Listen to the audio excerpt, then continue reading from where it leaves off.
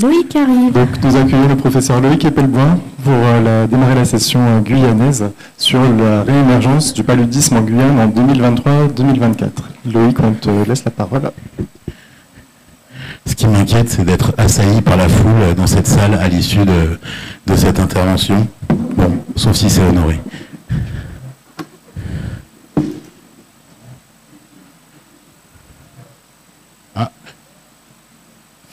Donc, l'idée aujourd'hui, c'est une intervention en duo avec Margot Berlis, ici présente, pour parler de l'actualité épidémiologique spécifique, c'est-à-dire la réémergence du paludisme à Plasmodium vivax en Guyane, fin 2023 et début 2024.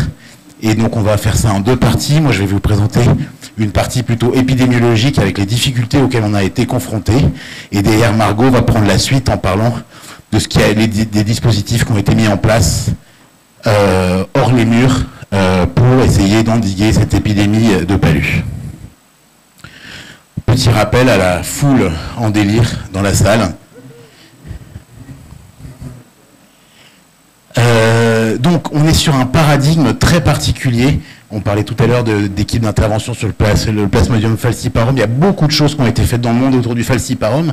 Et même si le Vivax, on le connaît pas mal, ça représente, je sais pas, moins de 10% de la recherche totale sur le paludisme. Et donc il y a beaucoup de choses un petit peu à réinventer et à réfléchir.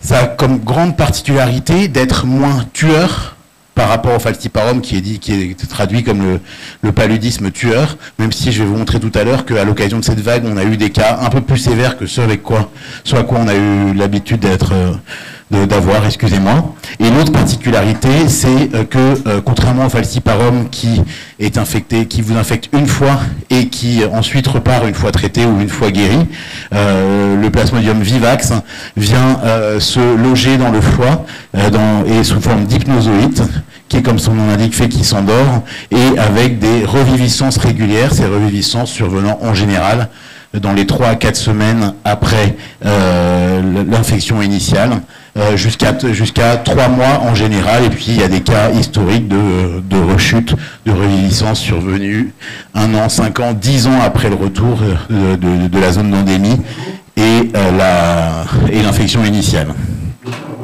Jusqu'à peu, le traitement de référence, c'était la chloroquine. Mais la chloroquine, en septembre 2022, qui était produite par le laboratoire Sanofi, a interrompu cette production, ce qui fait qu'on a dû se rabattre sur une autre molécule, une autre association, donc les ACT, les thérapies combinées aux dérivés de l'artémisine. Et celui qu'on utilise de façon prioritaire, c'est l'artémitaire luméfantrine, le Riamet, qui soigne également le falciparum. Il se donne de la même façon, 4 comprimés 2 fois par jour pendant 3 jours. Et ensuite, le traitement consiste à un traitement éradicatif en donnant de la primaquine, 0,5 mg kg pendant 14 jours pour éradiquer les formes dans le foie. Jusqu'à il y a peu de temps en Guyane, et notez bien parce que c'est important dans les choses qu'on a faites ensuite, la séquence c'était J0, on fait diagnostic du palu. On traite pendant 3 jours le Riamet. Au bout de 14 jours, parce qu'il était noté dans les conférences de consensus qu'on ne pouvait pas doser la primaquine avant 14 jours, pardon, le G6PD, on dose le G6PD au bout de 14 jours. On récupère le résultat au bout d'une semaine, ce qui nous permet de voir que le patient n'a pas de déficit. On commande la primaquine qu'on a au bout d'une semaine. Et donc le patient peut commander la primaquine à J28 du début des signes, J28 du début de la prise en charge, pendant 14 jours, et ensuite avec un bilan, ensuite une consultation pour récupérer le bilan de J14, qui fait qu'on est entre 6 et 7 semaines nécessaires pour traiter un Plasmodium vivax, qui, je le rappelle, est une maladie qui effraie pas beaucoup les patients. On pourrait parler de la peur du Plasmodium vivax chez les militaires, par exemple, qui viennent en Guyane, qui est relativement modeste. Et donc cette longueur de traitement va avoir un vrai impact sur le suivi. Et beaucoup de perdu de vue. Le contexte sud-américain, c'est qu'on a une diminution importante du plasmodium, de l'incidence du paludisme sur les 15 dernières années, qui a diminué progressivement et qui a fait proposé par la PAO, donc la branche américaine de l'Organisation mondiale de la santé, pour certains certaines régions, y compris la Guyane, d'essayer de commencer à penser progressivement à s'orienter vers l'élimination du paludisme, même si on voit sur cette carte qu'il reste un certain nombre de foyers, et notamment retenez que dans certains États du Brésil, notamment du côté du Roraima par ici, vous allez comprendre tout à l'heure pourquoi je vous en parle, c'est encore en rouge et il y a encore pas mal de paludisme, surtout vivax. La tendance s'étant inversée ces dernières années, puisqu'il y a encore une trentaine d'années, c'était le falciparum qui était majoritaire, et aujourd'hui c'est le vivax à plus de 80% dans l'Amérique latine. Le paludisme en Guyane, ah ben c'est pas la bonne courbe, c'est pas grave. Bon, toujours est-il que le paludisme en Guyane, avant 2010, c'était entre 3000 et 5000 cas par an pour une population qui à l'époque était entre 150 000 et 200 000 habitants. Donc c'était vraiment un véritable problème de santé publique et qui justifiait complètement de prendre une chimioprophylaxie quand on venait en Guyane. Et au fil des ans, cette incidence s'est cassée la figure. Jusque là, vous voyez, octobre 2022, où on avait moins de 50 cas. Alors on est d'accord, Émilie qui est ici en sait quelque chose, les cas identifiés en Guyane ne sont pas exhaustifs, puisqu'on a un certain nombre, par exemple les militaires qui attrapent le paludisme en Guyane, mais qui préfèrent aller le déclarer à Marseille, ou à Toulon ou à Brest, pour plein de raisons, ou des cas acquis en Guyane et qui sont déclarés dans les pays limitrophes, Brésil ou Suriname. Sur ces dernières années, avant 2023, finalement, à quoi en était-on réduit sur le paludisme en Guyane? Il y avait vraiment deux aspects. Il y avait d'une part certains villages encore avec une population majoritairement autochtone.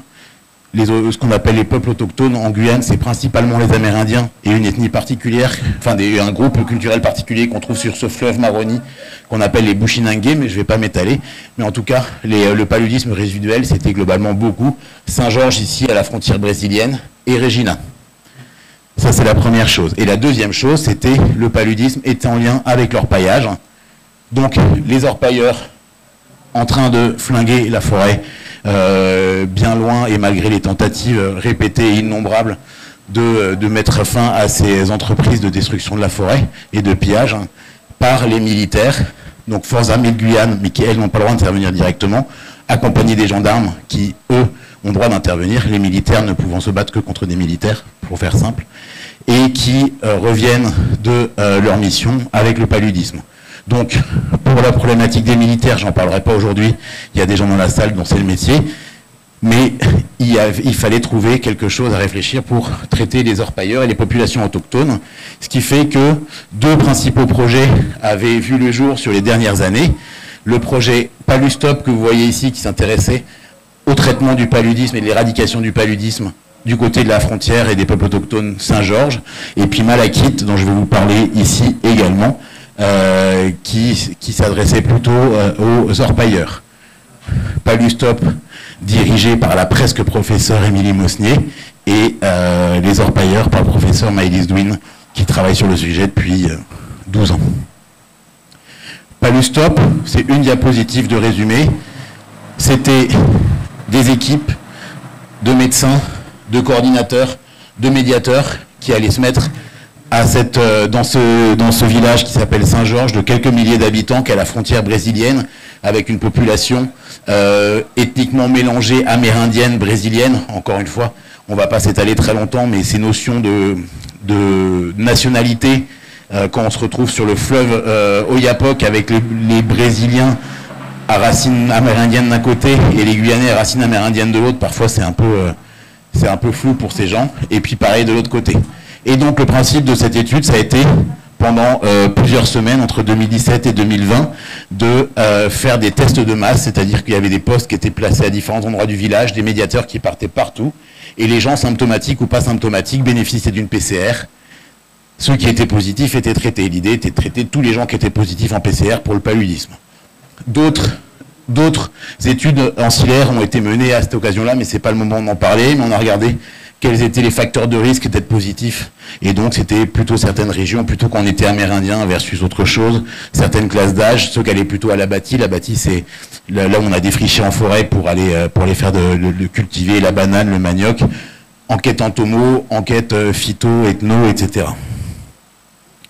De l'autre côté, et un gros projet qui continue à faire des petits, qui faisait suite, donc ça c'est Maëlys Douin, qui est donc maintenant professeur des universités dans le centre d'investigation clinique de l'hôpital de Cayenne, et qui avait fait une première étude il y a 10 ans qui s'est appelée ORPAL, où elle s'était attelée à estimer la prévalence du paludisme symptomatique ou asymptomatique chez les orpailleurs.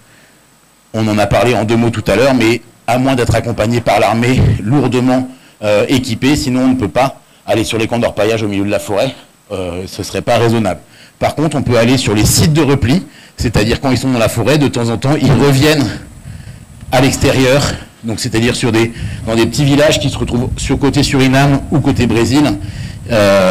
Antonio do Brinco, par exemple, c'est en face de Maripasoula. Ici, vous avez Villa Bella en face de Camopi, donc côté surinamais ou côté brésilien, où ils viennent se reposer, s'alimenter, faire des provisions pour retourner orpailler en forêt. Et donc, ça s'appelle les sites de repli.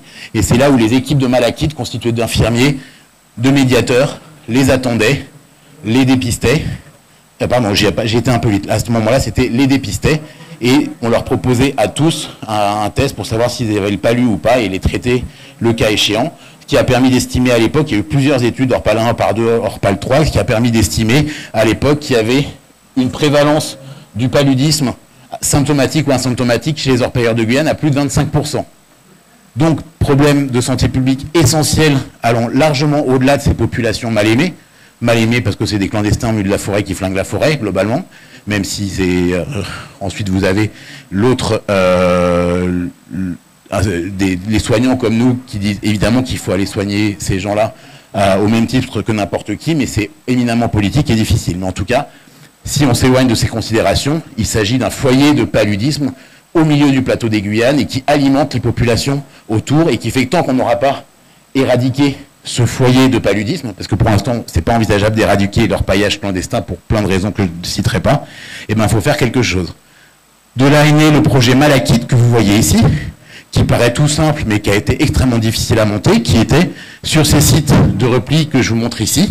On vient poster des infirmiers, des médiateurs, et dedans, il y a un kit qui a été réalisé avec toute une explication en brésilien, donc en portugais, sur c'est quoi le paludisme, quand est-ce qu'il faut y penser. Des ateliers qui durent environ 45 minutes où on leur explique le paludisme, on leur explique comment faire un test diagnostic rapide. Donc dans le kit, il y a des tests diagnostiques rapides. Et dedans, il y a un traitement par IAMET et un comprimé de Primaquine. Parce que vous savez, alors ça c'est destiné aux falciparum. Hein, parce que vous savez qu'en zone d'endémie, quand il y a de l'anophèle qui circule, ce qui est recommandé, c'est de donner un comprimé de Primaquine pour éliminer les gamétocytes, donc les formes sexuées du paludisme, qui sont celles qui vont être reprélevées par les moustiques et qui vont entretenir le cycle. Donc c'était ça Malachite, et ça a été mis en place pendant, je ne l'ai pas ici, mais ça a été mis en place pendant 2 ans, de 2018 à 2020. Ça a fait l'objet, vous imaginez bien, de 2 tests de sciences, 3 tests de médecine, 5 M2, je caricature, mais on est à peu près là-dessus, de 10 ou 15 publications. Mais je trouve que ce qui est le plus marquant comme résultat, c'est cette courbe-là. Ce que vous voyez en rouge, c'est la prévalence du paludisme. Je vous disais, l'étude ORPAL qui est retournée étudier la prévalence chez les orpailleurs sur les sites de repli s'est faite à plusieurs reprises. Et ce qu'on voit, c'est que la prévalence qui partait autour de 25 entre 25 et 40% en 2014, et ben en 2020, on était passé à 5% de prévalence. Donc, je ne m'étalerai pas, parce que il y a eu plein de modèles, il y a eu des thésards extrêmement brillants qui se sont attaqués au problème, qui ont fait des modélisations. Et cette courbe, elle montre qu'est-ce qu'aurait dû être pardon, la courbe de l'incidence du palu s'il n'y avait pas eu Malachite, et ça aurait été ça, et donc on aurait été toujours autour de 25%, alors qu'avec Malachite, c'est descendu à 5% de portage, j'ai dit incidence, mais c'était portage de prévalence chez les orpailleurs. Donc un impact évalué extrêmement fort. Je vais m'arrêter sur le côté Malachite, on y reviendra tout à l'heure, mais aujourd'hui c'est un modèle qui a été validé à l'échelle internationale, ce qui fait que Maëlys Douin aujourd'hui, pour son projet, est sollicité pour aller mettre ça en place au fin fond du Sénégal, chez les orpailleurs du Sénégal, au Pérou, au Venezuela, c'est autre chose, au Pérou, peut-être en Inde, etc. Donc c'est un projet qui a été compliqué à mettre en place. Elle n'a jamais pu aller prélever et mettre en place les malachites en France, en Guyane, parce que jamais aucun CPP a validé ces projets opérationnels. C'est pour ça que les CPP surinamais et brésiliens ont validé, ça s'est fait de chaque côté. Maintenant, c'est différent, et c'est transféré, c'est en cours de transfert dans d'autres pays. Et Malakith a été suivi par une autre étude qui est en train de se mettre en place, qui est de la recherche opérationnelle et qui, toujours sur ces sites de repli, met en place le traitement par Primakin, toujours sur les fleuves frontières. Je reviens à mes moutons, mais c'était pour expliquer un petit peu l'épidémiologie du paludisme en Guyane. Donc c'était cette carte-là que je pensais vous montrer tout à l'heure, donc je la remonte. Celle que vous avez vue, elle s'arrêtait à 2008, mais celle-là qu'on avait faite un peu difficilement, parce que pour récupérer les chiffres, c'est pas évident. Mais l'évolution du paludisme en Guyane, vous voyez, 4000 jusqu'à 4500 cas là en 2005, et puis un pic, enfin un nadir de cas avec 51 cas, y compris les cas importés, parce qu'il y a des cas qui sont importés par exemple d'Afrique, en Guyane, donc 50 cas, là où on était à 4500 quelques années plus tôt. Donc on était plutôt confiants, commençait à sortir la queue du paon là face à l'OMS en disant bah oui, nous l'élimination et l'éradication on n'en est pas loin, et puis bah, pas de bol. 2023 arrive, 338 cas, et si vous voyez cette courbe qui représente 2022-2023, jusqu'à fin octobre, on était bon, et en fait, énorme pic qui survient en novembre et qui avait perduré pendant plusieurs mois en Guyane. De quelle nature est cette épidémie? Donc cette carte qui a été réalisée par Lorraine Dahuron, quand on a fait son mémoire de DES, et il y a un article qui est soumis, qui n'est pas encore revenu, montre d'une part la structure de la Guyane, ici c'est Cayenne, Kourou, ça montre tous les endroits où on trouve potentiellement de l'anophèle, et les épingles que vous voyez ici, c'est là où on a trouvé du paludisme. Donc qu'est-ce que ça a d'original?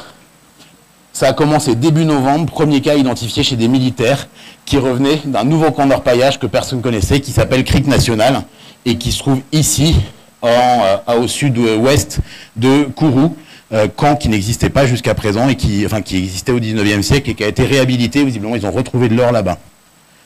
Parallèlement, on se tire un peu la bourre avec Aïssa Tadia pour savoir qui a commencé, mais au service de maladies infectieuses, on avait hospitalisé une petite dame qui travaillait sur un camp d'orpaillage comme cuisinière, et hospitalisée depuis 10 jours à l'hôpital de Cayenne, avec fièvre, thrombopénie, tout ça, en disant oh, c'est peut-être une arbovirose, qui en ce moment on était en plein dans la dingue, tout ça, et il s'est avéré finalement que c'était également un paluvivax chez une dame qui travaillait sur le camp d'orpaillage Creek National. Et en fait derrière, les cas chez les orpailleurs ont commencé à se multiplier à droite à gauche. Ce qui a été très particulier, c'est qu'un très grand nombre de communes plusieurs communes du littoral ont été touchées par le Plasmodium vivax, avec des gens comme vous et moi qui vivaient dans des quartiers plutôt, certes un petit peu ruraux, mais des quartiers plutôt normaux et pas du tout ce qu'on avait l'habitude de voir, avec plus de palud depuis 15 ans. Donc ça, c'était tout à fait nouveau. Et accessoirement, mais en fait, j'ai pas tellement détaillé, et ça n'a pas énormément d'importance dans ce dont je vous parle aujourd'hui, mais des cas de Plasmodium vivax plus sévères, avec 24% de nos vivax qui avaient au moins un des critères de gravité de l'OMS, certes plutôt fait pour le falciparum, mais dont, sur cette période, on a eu à peu près 34 vivax qui ont été hospitalisés, dont une dizaine qui ont été en réanimation, une quinzaine qui ont reçu de l'artésunate. Donc on était quand même sur quelque chose qui n'est pas habituel pour du Plasmodium vivax. Alors, on s'est posé la question, mais d'où elle sort cette résurgence du Plasmodium vivax alors qu'on n'en avait plus et qu'on n'a pas l'impression qu'il y a beaucoup de choses qui se sont passées? Une des hypothèses, ce serait El Niño, donc c'est un phénomène climatique qui a touché à cette période l'ensemble du continent américain, et qui en fait, c'est un phénomène qui provoque plus de pluie côté Pacifique, et donc est à l'origine d'une diminution de la pluviométrie sur l'Amazonie et la Guyane en particulier. Et effectivement, 2023 a été une année particulièrement sèche, donc ça peut être un environnement particulièrement favorable au développement de Anopheles darlingii, qui est notre principal vecteur. Par ailleurs, une des hypothèses aussi, c'est que Malakith s'est arrêté en 2020 alors qu'il était donné de façon assez proactive jusque-là. Alors, 3 ans plus tard, 4 ans plus tard, on trouve encore des orpailleurs qui ont toujours leur Malakith sur eux, mais probablement que ça s'est un peu estompé. Mais une des hypothèses, ce serait que la reine Malakith a provoqué, vous rappelez la courbe que je vous ai montrée tout à l'heure, la réaugmentation des cas de paludisme. Une autre explication géopolitique, cette fois-ci, qui est qui clairement est relativement crédible, même si elle explique pas forcément tout elle toute seule, c'est notre charmant président Bolsonaro, avec ses idées ouvertes et notamment vis-à-vis des populations amérindiennes, a été remercié à l'issue des élections présidentielles. C'est donc Lula qui a pris de nouveau la relève, et parmi les différentes choses qu'il a mis en place, Lula, c'est redonner des chances aux populations amérindiennes que Bolsonaro clairement maltraitait, et parmi les choses prioritaires, ça a été d'exclure du territoire Yanomami qui se trouve ici dans l'état de Rondônia, Boa Vista, c'est pas Rondônia, pardon, c'est Roraima, d'exclure les orpailleurs qui se trouvaient dans cette réserve. Et donc, les forces armées brésiliennes, qui sont beaucoup moins gentilles que les forces armées françaises, dont le petit nom en Guyane. Alors, il faut savoir qu'on a aux Antilles, il y a une marque de jus qui s'appelle Caresse Antillaise. L'équivalent guyanais, ça s'appelle Caresse Guyanaise. C'est comme ça que les orpailleurs nomment les forces armées de Guyane, à côté de leurs forces armées brésiliennes qui tirent avant la première sommation. L'armée française qui n'a pas le droit de tirer sur des civils, et c'est plutôt rassurant. Et c'est le surnom. Bref, qu'est-ce qui se passe? Les camps d'orpaillage du Roraima, où il y a une prévalence du VAX qui est importante, sont détruits. Et donc cette petite carte, depuis le Roraima, il retourne vers la Mapa, qui est l'État le plus proche de nous, qui est un État un peu isolé du reste du Brésil. D'ailleurs, début 2023, augmentation des cas de Vivax dans les deux principales communes, dans deux communes, notamment Lourenço et Calçoene, qui sont les communes où il y a des camps d'orpaillage dans l'état de la Mapa. Et ensuite, secondairement, les cas qui sont mis à exploser chez nous fin novembre. Donc on sait bien qu'en médecine, une chronologie ne veut pas dire causalité, mais en tout cas, on a envie d'y croire. Bref, je vais bientôt passer la parole à Margot, mais à ce moment-là, on s'est posé plein de questions, parce qu'on a été confronté à plein de choses. On voulait essayer d'éradiquer cette épidémie de paludisme. On avait des gens qui venaient, qui passaient par les urgences. Tout est centralisé sur les urgences en termes de prise en charge du palu, sur l'hôpital, pardon, en termes de prise en charge du palu, parce que comme beaucoup des patients n'ont pas forcément la sécu, ils ne peuvent pas acheter le traitement en ville. Donc le traitement est donné systématiquement aux urgences, ou en maladies infectieuses, ou en pédiatrie. Et ensuite, le suivi se fait normalement quasi exclusivement chez nous, dans le service de maladies infectieuses. Mais beaucoup de patients sont perdus de vue. Et donc, pour arriver à éradiquer le palu, il faut arriver à traiter tout le monde. Et donc, on s'est posé plein de questions. Et d'après vous, alors qu'est-ce que vous feriez? Traiter tous les patients atteints de paludisme par artéméter, luméfantrine, puis Riamet, je voulais évidemment dire, puis Primaquine. Optimiser le traitement curatif plus l'éradication, je vous rappelle, je vous en ai parlé tout à l'heure. Il y avait plus de 7 semaines de prise en charge, très, très compliqué. Aller chercher tous les patients perdus de vue, ceux qui sont juste venus prendre leur Riamet et qu'on n'a plus jamais revus. Rechercher tous les cas avec des cyclines qui ne consultent pas, rechercher les symptomatiques, envoyer une mission, je vous ai parlé de ce fameux camp, ce camp d'orpaillage, peut-être qu'on pourrait envoyer une mission sur le camp d'orpaillage CRIC national, ou peut-être, si on dit que c'est le foyer, c'est les garimperos, pardon, garimperos, c'est les orpailleurs, en brésilien, aller les chercher là où ils sont sur le littoral. Donc voilà, c'était tout un tas d'hypothèses, je ne sais pas lesquelles vous sentent intéressantes, pas intéressantes, à faire, pas à faire. Toutes? Ah bah, trop fort. Tu viens d'avoir ton bac. Donc voilà. Donc, oui, donc traiter tous les patients avec, qui ont le paludisme, on était confronté à un certain nombre d'écueils. Il y avait les patients traités en ville, parce qu'il y en a quelques-uns qui étaient traités en ville, mais qui ne revenaient pas nous voir, donc pas de primaquine.